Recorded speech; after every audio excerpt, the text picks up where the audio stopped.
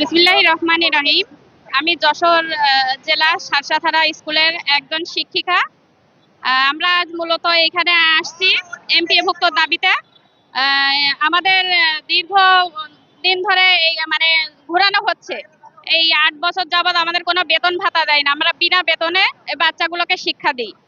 তো আমাদেরও পরিবার আছে, পরিজন আছে, আমাদের সবাইকে ছেড়ে আজকে রাস্তায় এসে দাঁড়াতে হয়েছে। কারণ আমাদের আশা দিয়ে দিয়ে তারা আমাদের আশা পূরণ করেনি, তারা আমাদের কথা দিয়ে কথা রাখেনি। এমপিওভুক্ত করার দাবি দিয়েও তারা আজকের আমাদের কোনো এমপিওভুক্ত দেয়নি। আমরা বিনা বেতনে আজকে শিক্ষকরা অবহেলিত, এই জন্য আজকে আমরা রাস্তায় এসে দাঁড়িয়েছি। তো আমাদের একটাই দাবি, আমরা এই স্কুলগুলোর স্বীকৃতি এবং এমপিও চাই, প্রতিবন্ধী বাচ্চাগুলোর ভবিষ্যৎ সুন্দর করার লক্ষ্যে।